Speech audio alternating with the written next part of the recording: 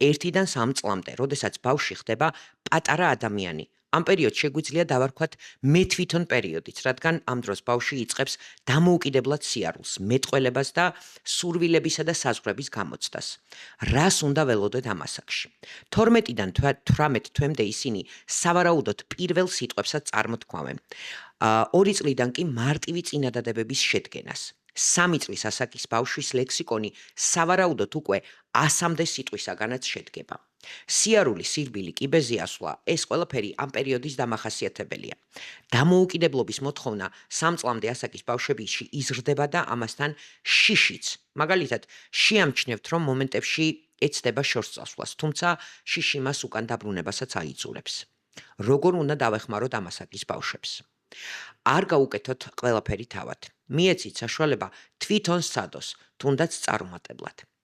უპასუხეთ კითხვებზე მოთმინებით, ამით დაეხმარებით ლოგიკური აზროვნების განვითარებაში. გამოიყენეთ დღის რუტინა. შეადგინეთ ძილის, ჭამის და თამაშის რუტინა. ამით მას სტაბილურობის განცდას გაუორმაგებთ.